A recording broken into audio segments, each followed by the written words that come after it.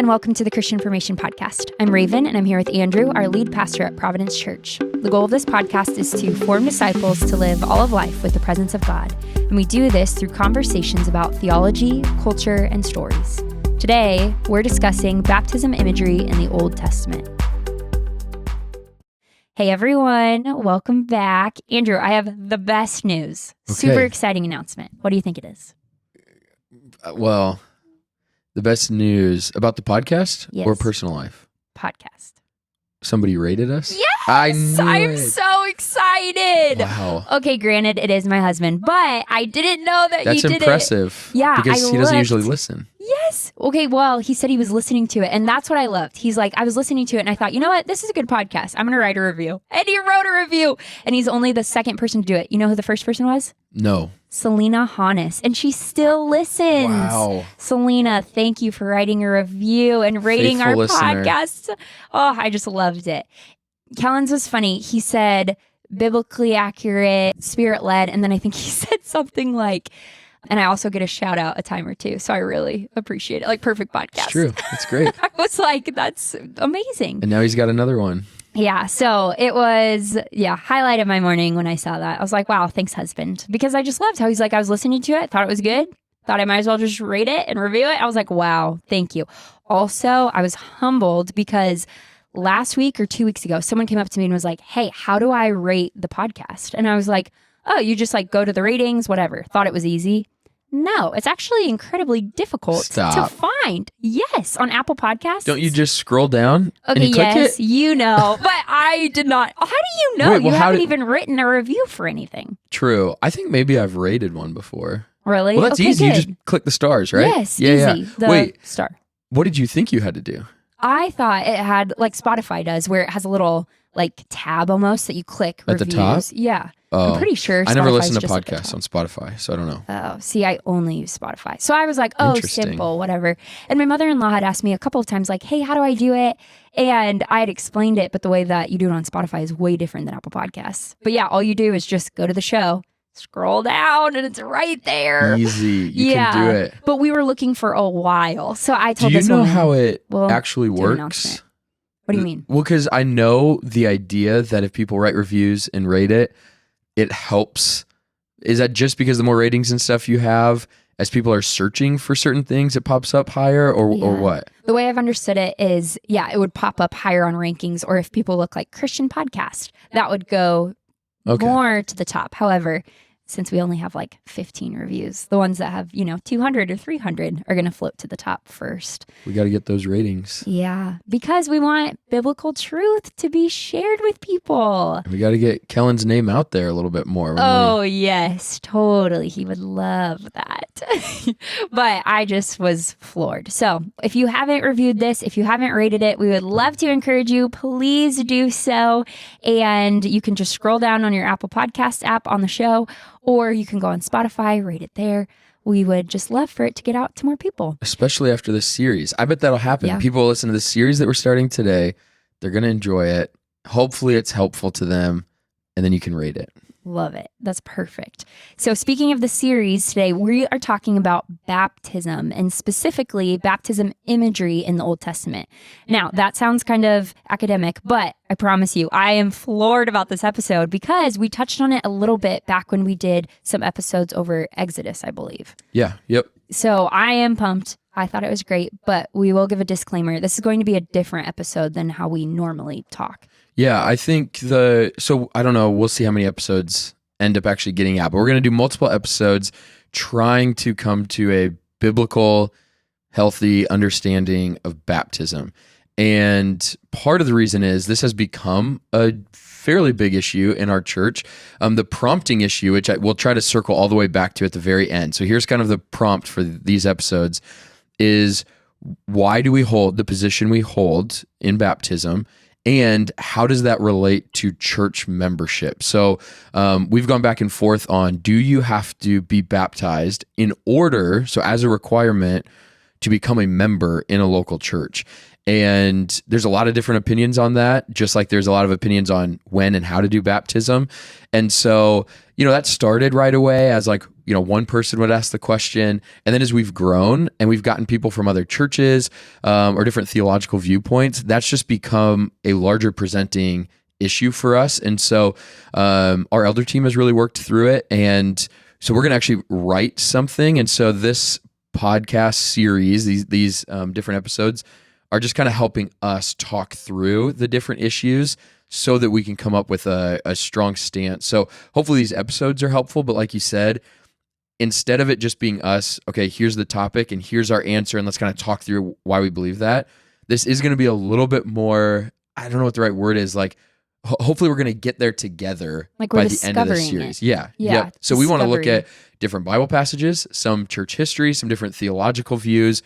And as we just kind of assess all the different information, hopefully by the end, we'll have a clear, okay, this is why we hold to this view, knowing that other Christians, churches, denominations are still going to hold other views, obviously. But hopefully this series will help us get to that question of what do we believe baptism is and how does it relate to church membership? Mm-hmm. Yeah. Do you think most podcasts are kind of discovery, or do you think most of them are like, hey, here's the answer, here's what we think, and we'll kind of like lead you to how we got there? I would say probably both. Yeah, I think so too. Like, I think some podcasts are just shaped that way, like to be more discovery in nature. And some maybe have like a thought of, okay, this is like a biblically accurate truth that we want to share with you. I would guess most podcasts that are kind of the conversational discovery, like let's just look at all these different verses or ideas or whatever and get there. My guess is they still have a hypothesis. Like, here's where we think we're going to land, and let's just kind of find that out together. So I'm guessing that's where, and that's kind of where we're at. Like, this is a position we hold, but let's go back and try to figure out how do we get there, and if we need to tweak that or we find some stuff out through conversation, because so much of even the heart of this podcast is, to some extent, we're getting topics, but we're asking questions to push on that a little bit, even if we don't change. Like, here's our church stance on this. We still want to ask the questions of like, well, what about this idea? Or here's the verse that we back that with, but what about this verse that feels a little bit different? Or how does that actually apply in the life of the church? So to some extent, that is the heart of this podcast, is to conversationally figure some of this stuff out.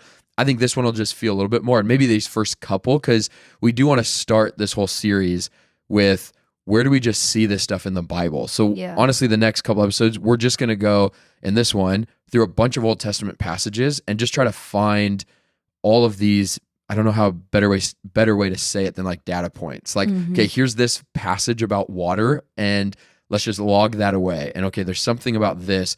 And then we'll go through the New Testament passages and we'll try to just come up with actually from the Bible, and we'll leave some of our theology and some of our systems for later. Let's just look at the Bible passages and what do we think it's saying? And then we'll have to do the work of like systematic theology. How do you put all that stuff together? Yeah. So we'll see how it goes. Yeah. Maybe people will love it, or maybe people ask us never to do it again. I think people will love it, because I feel like when you are going on a discovery or on a journey together, the listener, but then also us, will learn way more that way, because we're trying to figure it out. We know that it might change a little bit, but like, yeah, we actually just get to look at scripture together and say, this is what we see, and unpack it in a way that we haven't done in the past. Hopefully that's what happens. Yep, that is the goal. Okay, so why are we starting with baptism imagery in the Old Testament? Why not like an overview, intro episode? Why are we starting in the Old Testament? Yeah, so when we, and maybe this will change. Maybe this will be part of the discovery. As I've kind of mapped out how we're going to write kind of a long form essay on this, I did start with, okay, here's where different denominations and different parts of Christianity, here's where they land. And to be honest with you, it was not incredibly intentional, but for the podcast, it just said, let's just start with the Bible and start there, which actually, again, is probably the most helpful of let's just start with the passages, because every theological system or practical way of doing it should be based off of, here's our understanding of what baptism is in the Bible. And so we wanted to start with the Bible and just say, let's just get the idea. The other thing, though, is most of the time we will start with, Romans 6 or Colossians 2 or some of the passages that actually are talking about Christian baptism. But I think it's probably helpful when those authors are writing about baptism, they are assuming that we know the Old Testament and the story and the imagery of the Old Testament that then shapes this concept. So in the New Testament, and we'll get there next episode, we'll just look at how are they actually teaching us about Christian baptism. But I think there's a foundational underlying current or element to their understanding that comes from what they see about water and all of its different imagery and meanings in the Old Testament that they just kind of assume. And so that's why we're going to start with the Old Testament, which again, for some may feel weird because these passages, just to be clear, are not talking about Christian baptism explicitly, but they are giving us the way that the biblical authors understood water that then helps us apply that into their reasoning for how they argue for Christian baptism in the New Testament. Yeah. Okay, so let's dive in. Where do we see the idea of water right off the bat in the Bible? Yeah, so we're going to go to a handful of different, I don't know, is this going to be hard for us to just go to a handful of different passages and kind of track along? We'll read it slowly, I guess. We're trying to figure it out together, so we'll see. Hopefully. Give us good feedback. Yeah, that's helpful. Okay, Genesis chapter 1, verse 1. Oh my goodness. All right, Immediate. so here's a little tip. When you're doing, what we're doing right now is called biblical theology. So you're trying to take a theme and you're just tracing it through the Bible. So what we're going to do is trace this theme of water or people going through water or God using water for his purposes. That's kind of our theme. And when you do that, it's really helpful to first look at Genesis 1, 2, and 3 because almost every theme I can think of has some sort of hint or, again, seed in these chapters that then get built out. That's true for water. So let's just look. Genesis 1. Again, I'll try to read it somewhat slowly, but this is Genesis 1, verses 1 and 2. It says, "In the beginning, God created the heavens and the earth. And the earth was without form and void, and darkness was over the face of the deep. And the Spirit of God was hovering over the face of the waters." So we have, in verse 3 is God saying, "Let there be light." So creation kind of begins. But verses 1 and 2, a lot of people argue is kind of like a heading over this state right before creation. And all we see is, before there was anything, there's God. Okay, so there's God about to create the heavens and the earth, and there's just void, darkness. Like there's nothing there except for that last phrase says, "The Spirit of God is hovering over the face of the waters." Yeah. And then the very next thing that happens through that is God begins by his word and spirit, so his word and breath, which again is symbolic, maybe we'll get to later, brings about all of creation through this. Yeah, it's an interesting picture because if someone asks like, "Oh, how did the world begin?" I would be able to quote Genesis 1, but I wouldn't think, "Oh, water's highlighted." Like, it's just funny how tracing the theme, it's like, oh, yeah, it's right there. Right. And I think maybe for each passage that we go to, it's helpful just to think about what does this tell us about water, right? Because that's what we're trying to pull is what does this passage tell us? So I guess maybe I'll ask you, is there anything that immediately hits, God's about to create, the Spirit is hovering over this darkness, void, formless thing that is, nothing, but he equates it to the Spirit of God hovering over the waters.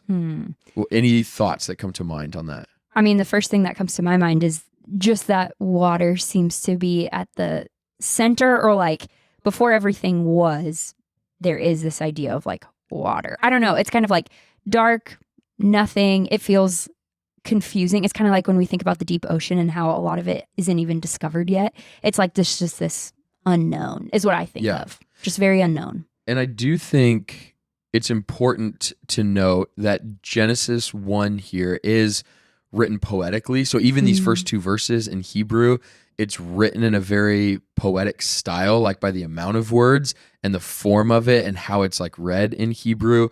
So we are reading this like poetry, which then immediately tells you we're talking in images. Figurative and language. So things aren't as specific. That might be kind of a hot take, and we'll do the creation debate later. But at least what we know is in these first couple verses, we are talking poetry. So this imagery of there's nothing, the earth is without form, it's void, there's darkness, but it's also characterized by waters, I think shows us that there's something in the biblical mind that waters are equated to a type of chaos, without form. There's because God brings everything from that point into order and into interesting. form, because it's Yeah. without form, and then there is form. He brings this kind of chaos into life, essentially, is what comes now, is there's all this life that springs forth by the Spirit. But before that, it's equated to this like water. And I think, again, we will see that. Maybe we'll get there in this episode, but especially in the Psalms, which again is poetry, they talk about the waters as a form of chaos, a form of the unknown, what you mentioned. There's like sea monsters, which again is poetic imagery, but they're talking about this like unknown, scary, chaotic thing of the waters. And I think we already see that here. But the one thing that I would want to note is we see the Spirit of God bringing life and this new creation out of this chaotic water, formless void. Yeah, interesting. I think that's so cool. And I think it's good to remind us all like that this is poetic, because that does matter in the way that we interpret it. So that's super helpful. Right. Because again, you could ask the question, if you're thinking just super literally, how is there nothing and yet there's darkness? How is there, no form or void and yet there's water? Like, because water is something. Darkness, like you could think of all these, it's like, but that's something. And so again, I think we're just talking imagery here. So while there's nothing, they equate that to like chaos. The waters, and it's just chaotic nothingness. And out of that, the Spirit of God who's hovering begins to bring life by the word of God. Yeah. Okay, so we'll just kind of capture that for now. Okay, so that's cool. Okay, next one. I'm getting so excited. Like, this is so sweet. Anyway. So the next one where we see this, and again, there's water imagery all over the Bible. I should have said that at the beginning. We're just picking like 5 or 6. So there's more, but these are big ones. So the next big one is the flood narrative. So this is Genesis 6 through 9. God is going to bring about this flood. But Raven, do you want to read Genesis 6? Let's do 11 through 13, just to kind of get a setting for what we're talking about. Yeah. Now the earth was corrupt in God's sight, and the earth was filled with violence.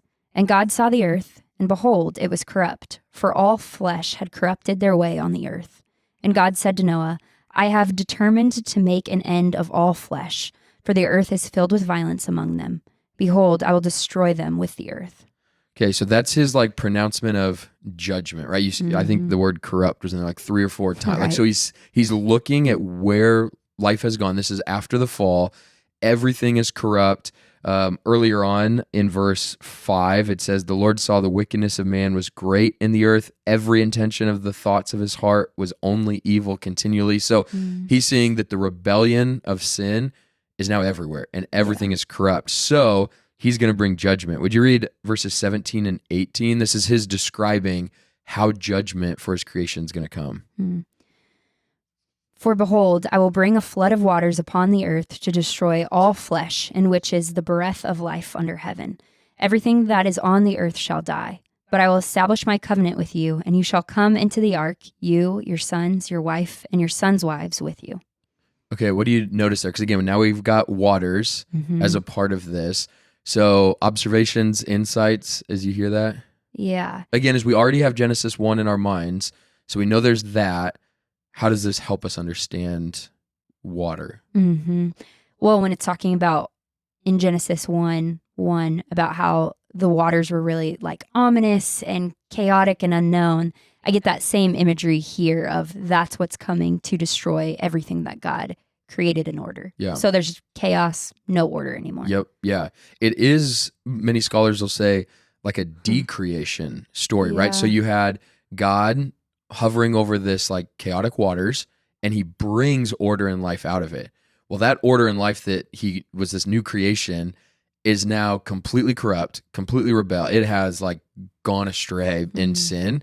And so God is going to bring it back to what it was before. He's going to fill everything with this like chaotic waters again as a form, he said, of his judgment, right? So that's why people call it a decreation, because out of the waters came all this new creation. Right. And now he's going to bring that new creation back under all these waters that are like, again, back to a Genesis 1-2 state. Right. Except it's different because now it's not like immoral and that's just what there was nothing before. Now God is actively bringing judgment upon his creation that has rebelled from him. But one of the things that I think is great to notice is verse 18. He said, I'm going to bring this judgment. I'm going to bring all this down, but I am going to establish my covenant with you.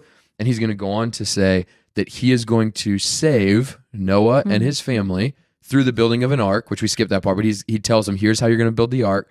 And through that, there is going to be judgment, but there's also going to be salvation through it. So God's not going to completely return us back to all things are all judged and over, decreated, and it's just God in his triune relationship with himself forever.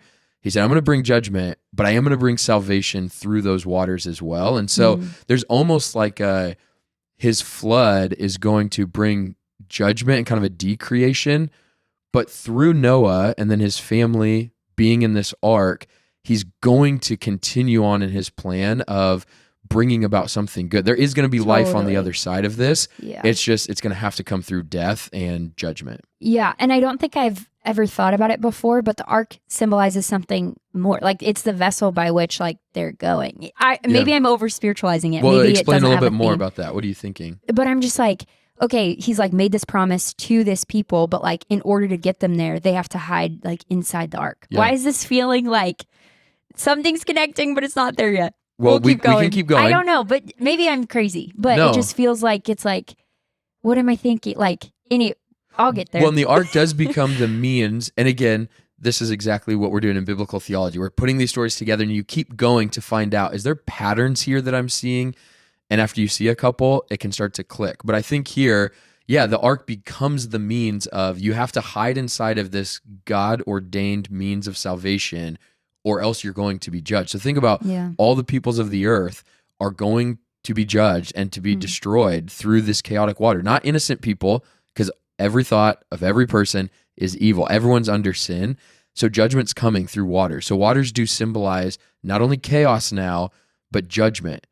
But they also symbolize that there's a way to get through it if you do what God says you need to do, which for Noah is, I got to hide in the ark. And if I hide in the ark, then we're going to be okay, and we're going to be saved through it.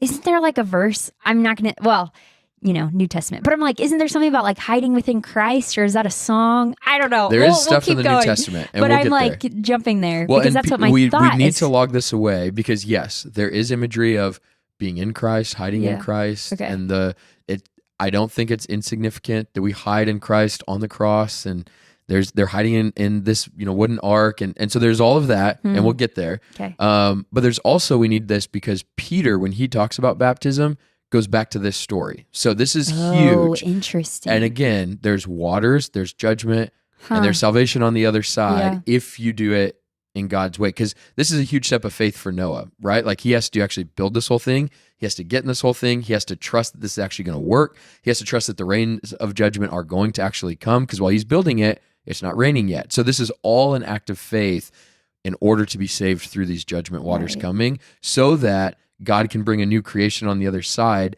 Last thing on this, and we'll move forward. In chapter 9, this is where the story is starting to wrap up. Verse 1, it says, this is after the flood, so the waters have gone down now. Noah is still there. Chapter 9, verse 1, it says, and God blessed Noah and his sons and said to them, be fruitful and multiply and fill the earth. Verse 7, he kind of wraps this up. He says, and you be fruitful and multiply, increase greatly on the earth and multiply in it. What does that line remind you of? The garden. Yeah. Is that okay? I was like, is that right? Genesis 1, he tells Adam and Eve, after he creates all things out of this water, gives it like life and creation, and he says, now go and be fruitful and multiply, fill the earth. So this decreation happens. Noah gets saved through it, and now there's going to be a new creation where God says, now go again, fill the earth with image bearers of him, be fruitful, multiply, create image bearers. And what we'll see later in Habakkuk is the point of that is so that God's glory would fill the whole earth like the waters fill the sea, which again, maybe we'll get to that later. But so what I'm pointing out there is this is a new creation story. So just like Genesis 1, there's waters, that he brings life and creation out of it, and then gives them this command to go fill the earth with image bearers. Now there's water that brings judgment. Life is out through it, and he gives them the same command. This is a new creation story. Yeah, it's weird how it just seems like he went, okay, select all, delete, everybody but Noah, and then just restarted it all. He's restarting it all through one man. Yeah. Okay, should we move forward? Yep. All right. Are you wanting to hit Exodus 2, like the Moses? Yeah, I love this story. We have to. This is the one that got me all excited about it in the first place. All right, so you give us a little bit of Exodus 2 with Moses. Okay, this is where everything with baptism in the Old Testament kind of came to life for me, specifically this story. The other ones, like, I'm here for the ride. But in Exodus 2, Moses is born, and his mother had to take a step of faith, put him inside of a basket, sends him down the Nile, assuming that he'll probably die. And so that same idea of like what you were saying with like chaos, judgment waters, like unknown, all of that is essentially threatening to take Moses' life, but he's in that little basket and the hand of God is over him. And Pharaoh's daughter finds Moses. So it's like that same imagery of like being within something. There's the judgment water, there's everything kind of chaotic around, but God's hand is in it and Moses is spared. Like that's where I have tied that to like Christ, hiding within Christ. Yeah, and all those same themes of water as judgment and salvation from the flood story is what's, I think, being played on in Exodus 1 and 2. Because in Exodus 1, Pharaoh is using the Nile as a means of death. So they're supposed to throw all their children into the Nile. True. So they throw them into the Nile, and it's supposed to be this sign of death and judgment from Pharaoh to the people of God, to the Hebrew people. But the mom, like you said, builds this little ark. It's actually the same word. It's basket. the same word? Yes, same word. Like in Hebrew? Yeah, double check me on that. But I'm okay. 90% sure it's the same word. Yep, you're right. Okay. The word teva, or I don't know how you say it. Okay, so it's, the same idea of this like wooden structure that the mom puts Moses in and puts him in the Nile. So Moses, just like every other child, goes into the Nile, into the waters of death, except, like you said, there is now this ark or this little boat that is protecting him in the waters. And as he goes through the waters, he eventually gets spared. Now, in God's amazing providence, he gets spared into the house of Pharaoh in order that one day he's going to defeat the house of Pharaoh. So again, we're getting a little bit ahead, but it's just good enough to say it. Pharaoh in Exodus 1 is the imagery of the snake in Genesis chapter 3 that is the deceiver of God's people that wants to thwart God's plan. Pharaoh has a cobra on his helmet, like he literally is presented as a picture of a snake. No way. And he is trying to kill God's people and God's plan. And so he's using these waters of judgment to do that. But God, in his providence, through Moses' mom, spares him through this little ark, actually goes into the place of death, into the person of death, which is Pharaoh, his own household, in order that in a few chapters, he's going to defeat Pharaoh through death of the firstborn and then death of his whole army, which we'll get there in a second. And so it's all this crazy imagery where he's pulling Genesis 1 with the waters, Genesis 3 with the snake, Genesis 6 through 9 with the flood story. He's using all of that to say, once again, there is life and salvation, but it's got to come through the waters of death. Like there's no other way. The waters of death are coming for people. It's just the only way you're going to be spared is through an act of faith and through somebody going straight into the waters and the house of death and the person of death in order that people might get spared later. Yeah. Oh, it's so hard not to tie it to the New Testament. Don't you think? And You're we'll like, get there. what? Because again, for this, it's just all these data points of like, let's imagine you didn't know the New Testament at all. You're like, dang, okay. So what we're seeing is God bringing life through water, but water also being a means of judgment. And even when the enemy of God uses that as death and judgment, somehow there's a story of somebody going into the place of death right to face the snake himself so that, and maybe we can transition here, we can get to the Exodus 14 story. Yeah. Okay, transition. Go to the next one. Okay, so then... It's so cool. But also I have like so many other questions on that too. But keep going, then I'll ask you. Is there one you want to ask? No, I think it was just helpful, like even you elaborating on the fact that the Nile was used as a means of death for all the Hebrew babies. Yep. And then like how Moses had to go in, enter that. Like, I'm just like, what? I don't know. It just blows my mind. Moses becomes a representative for God's people as he faces the enemy of God's people, Pharaoh. And he really does. He goes through a kind of a death of himself in the story. He has this encounter with God where he becomes God's man. He goes into the face of death in his birth. He also then goes back into Pharaoh's house. There's just so many cool imageries of Moses representing God's people and all that would have to be done in order for the people to be freed. Moses has to lead them into and become a representative for them, which again, that's another biblical theme, but that 100% ties to Christ as our representative. So anyway, but as you keep tracing this theme of water, and again, we're skipping a few things like when the Nile gets turned to blood, that's God in a sense turning Pharaoh's judgment on his people against himself. So this life source that Pharaoh turned into a place of death, now the blood is coming back upon himself and it's crushing Egypt. So we're not even going to really go there right now, but that's cool, another piece of it. What's really helpful for us is to look then at Exodus 14, which is the crossing of the Red Sea. So one of the things I want to notice here is that God has already done another decreation work in the 10 plagues. Again, we don't really have time to go there, but it is another form of he is decreating Egypt. Everything that Egypt has is getting turned in on itself and becoming nothing. It's almost becoming formless and void, you could say.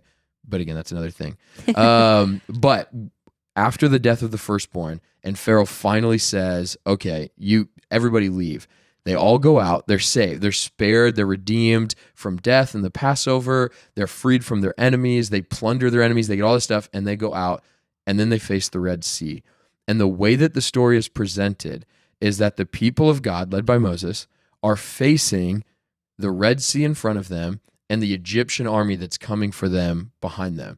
And the way the story goes is that there literally is no option for them. They can't go through the waters, and they can't turn back around. Either way, they die. So just imagine, if you can, all the Israelite people on the banks of the Red Sea with death in front of them. You walk into the sea, you will drown. You turn around and go back, you will die at the hands of Pharaoh. So they really are at a point where all that is surrounding them is death.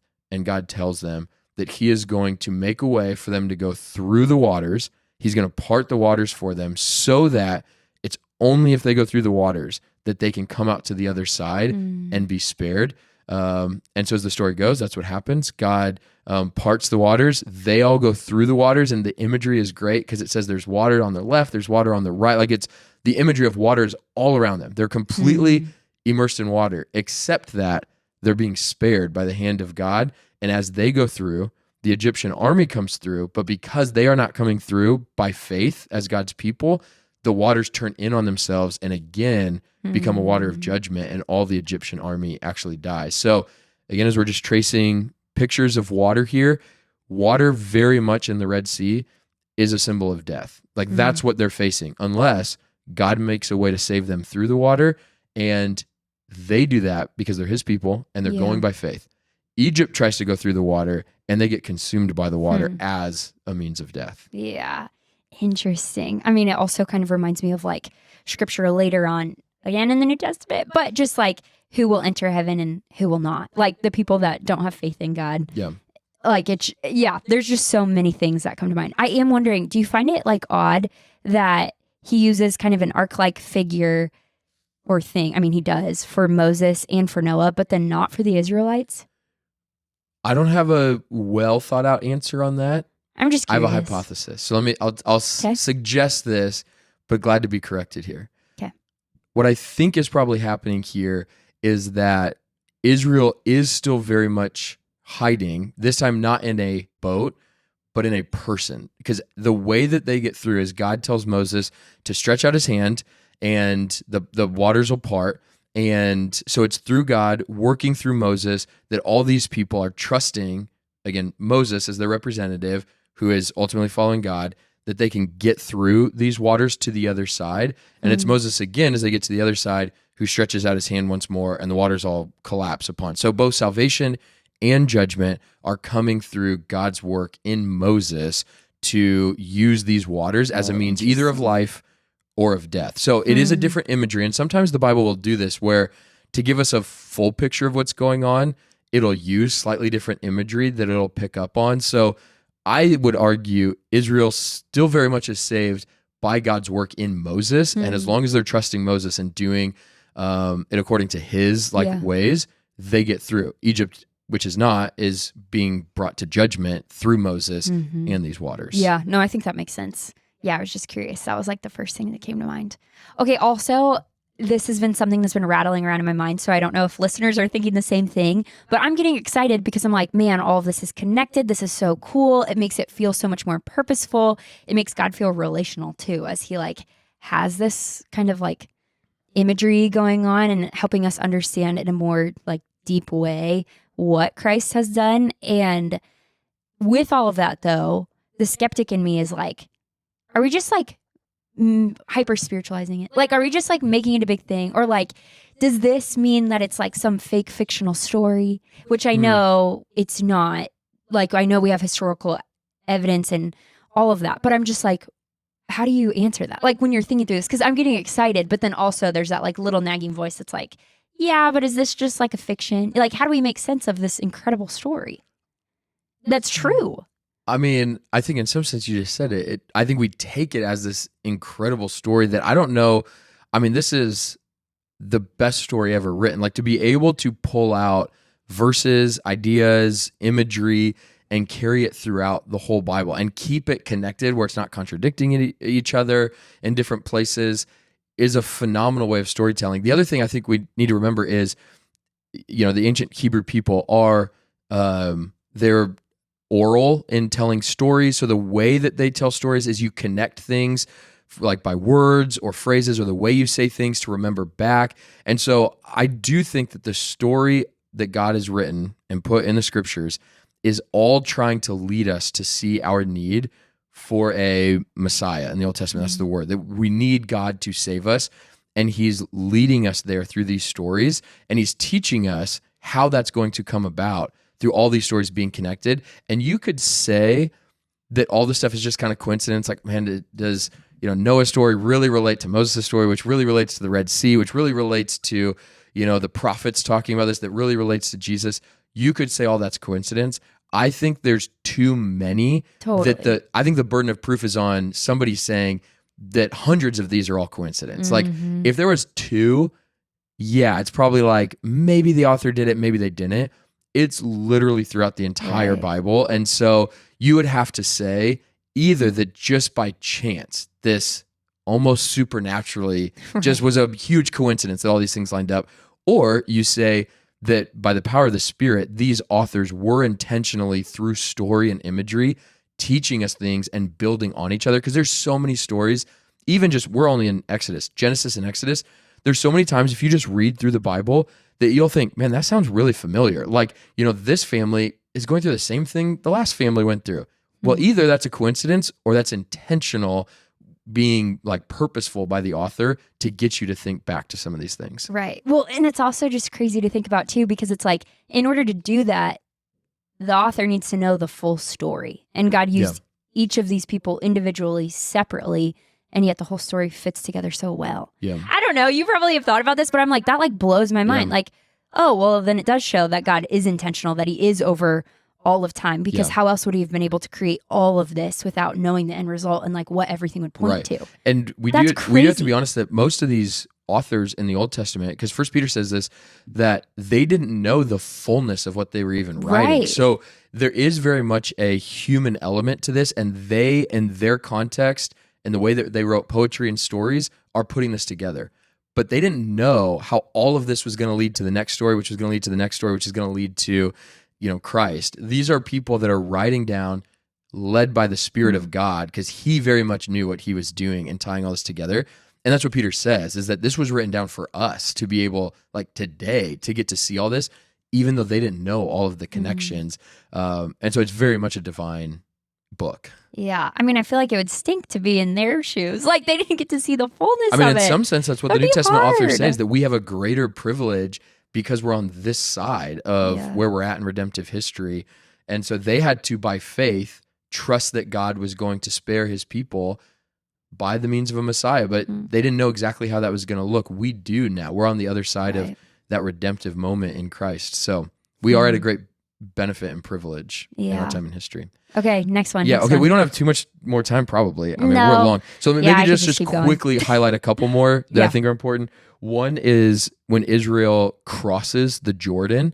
So when they cross the Jordan River, they are going into the promised land. So God had promised these people that just crossed the Red Sea, he said, I'm going to bring you to the promised land. But before they get there, they stand again at the banks of water.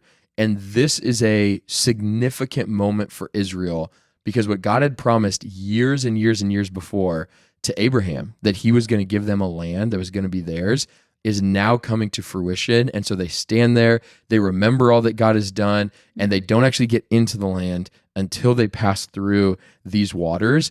And through the waters, they then come to the other side and are recipients of God's promise, all by their faith in getting to this point. How do they not die in the water? Like, does God move the waters, separate them? Yeah, do you want to read it? Again, I was trying to do quick, but it might be I know, helpful. but I just want to know. I know. Okay, so go to Joshua 3. Do you want to read a couple verses in Joshua 3, verses 10 through 13? This is before they cross, God telling them why and how they're going to do it.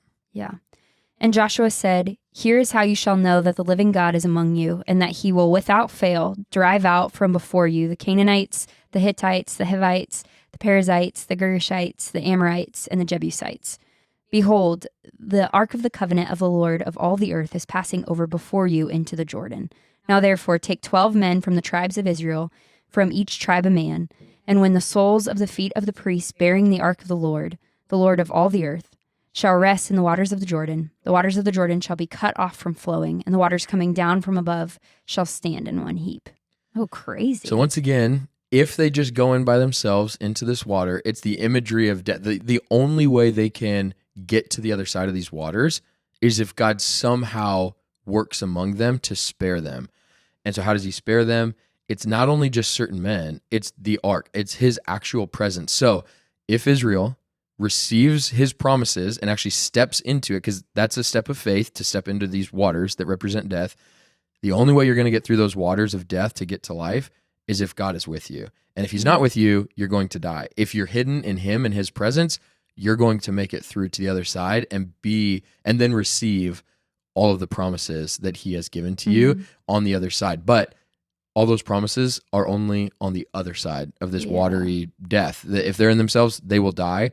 If they have God with them, they're going to make it through and get to the other side.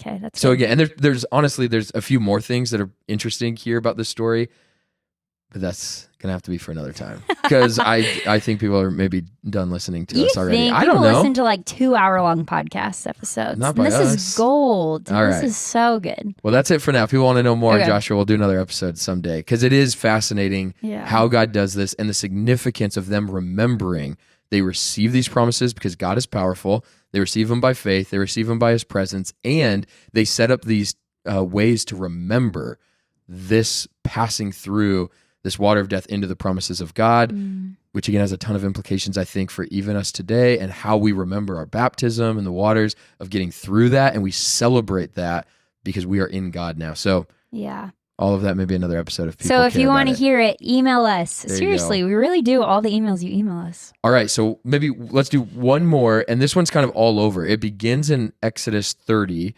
but one of the themes that we see of water. So far we've seen water as like chaos, water as death, water as judgment, but you can get through all of that if either you are hidden in something, if you are walking with God. There's a way that you are with God hidden, and there's new life, there's creation, and there's salvation through this judgment waters. So that's what we have so far.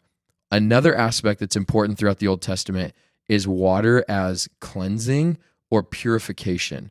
So in Exodus 30, they're building the tabernacle, and one of the things that has to be built is this bronze basin of water so that the priests could wash and cleanse themselves before they actually do their priestly work. So the imagery there is that God and his space, this tabernacle where he's dwelling, is pure, holy, perfect. Okay, it's clean. Okay. We, because of our sinful nature, are unclean. We are not pure and holy and perfect. And therefore, water symbolizes this purification, because if a priest washes their hands or takes a bath in it, you're not actually morally perfect and clean now, right? Right. It's not yeah. doing anything to your inside. What it's doing is it's showing you, it's like a symbol of we need to be clean and pure to enter in here. And God takes that as an appeal to, I want to be clean before God. And I recognize that to be with God, I have to be washed and cleansed. Yep. So we see that.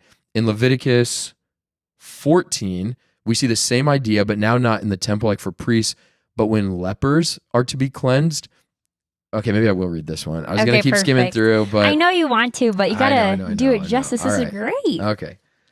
Leviticus 14, this is how lepers are to be cleansed. So lepers in this day, it's like a contagious skin disease. You are not only actually physically ill, but you are to be cut off from the people of God, because this is a disease that could be contagious. It could spread.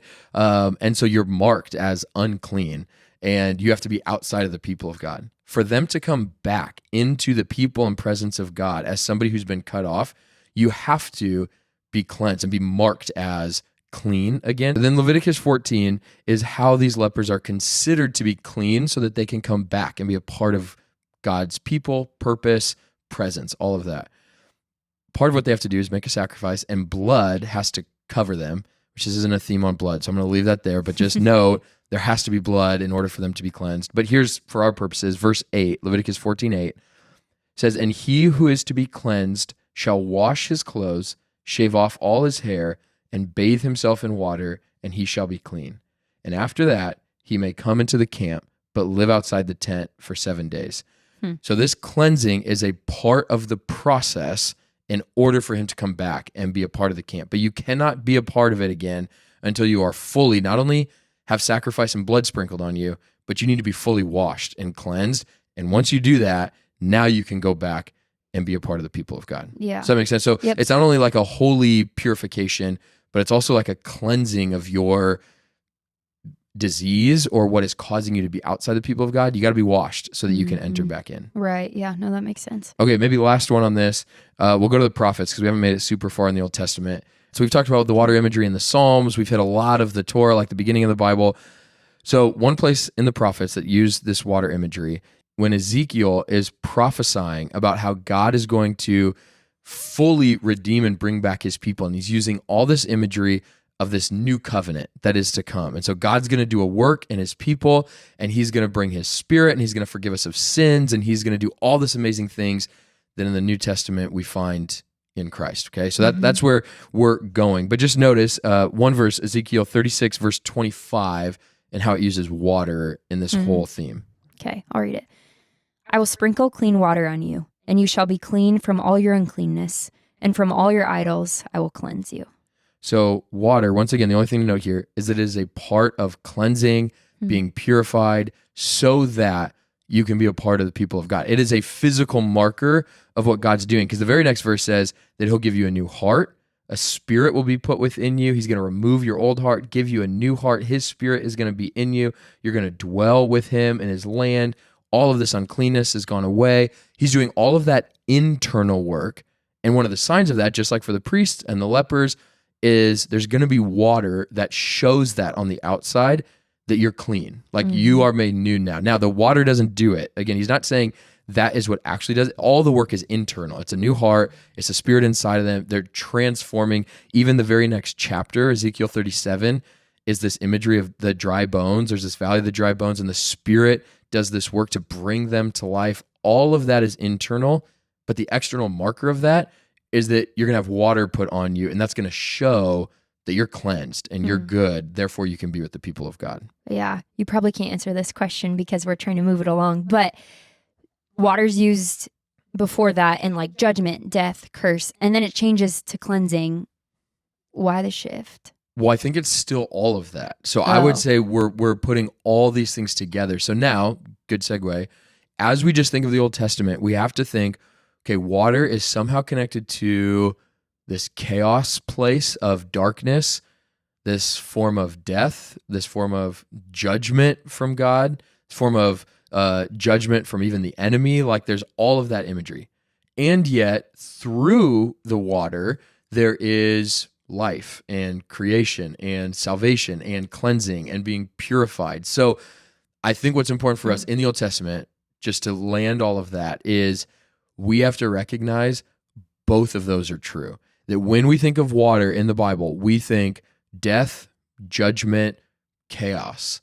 And we think God, through that, can bring life, new creation, salvation, purity, cleansing, all of that. But both of those are there in the biblical mind. So the reason that's important is as we next episode turn to the New Testament, what we'll start to see is that the waters of baptism that they begin talking about encompasses both of those. That in and of ourselves, water brings about judgment and death. That because of our sin, that's what water brings. Yet there's always this little pathway through it that if you get to the other side of it by a certain means that God tells us to, if you can get to the other side, it brings life and creation and cleanliness. You're cleansed, you're made new, and you're a part of the people of God with the presence of God in the place that God has you. But all that has to come through the waters. That there is no other means. Like in the Old Testament, that is the means to be cleansed. That is the means to bring about creation. That is the means that life comes. It's always life through death, cleansing through judgment. Like all of that is the imagery that we need to capture from these Old Testament passages about water. Yeah, it's like almost like you have to go through the hardship, the pain in order to like come out on the other side victorious, but it's not like you're just like going through any haphazard thing. You're going through what God's like ordained, and then he's taking what was evil and meant for death and making it good, right? Like that's what you're saying. And I guess I just didn't think of it because at first when you said, oh, both can be true, I was like, ugh, no. Like I don't want one of those answers. Like I just want, black and white. But I feel like that is black and white of like, it was death, chaos, all of that. But in order to like go through that, God can actually change that for good and it can be used for cleansing. Yeah. And I think Jim Hamilton is a professor, I think at Southern Baptist Seminary. And I think he wrote a book, but he has this line where when we think of the gospel or we think of redemption and what God does for his people, we have to think in terms of salvation through judgment. And as you go through these Old Testament passages, that's what it is. It's God's going to bring judgment on sin, but there's salvation through that means of judgment. So again, because we know the end of the story, I'm saying that's going to be an important theme for us as we turn to the New Testament, is that there is no salvation outside of this water of judgment. And so when we think of what's going to come or our own like redemption and salvation, there has to be a form of judgment that comes because sin is very real and our separation from God is very real. And the evil of this world and the enemy is very real, and God has to bring judgment, and through that can come salvation. Thank you for joining us today. The goal of the Christian Formation podcast is to live all of life with the presence of God, and we do this through conversations about theology, culture, and stories. Please like this, rate it, review it, share it so that it can get out to more people. If you have any questions, email us at formation@providenceomaha.org. We'll see you next week.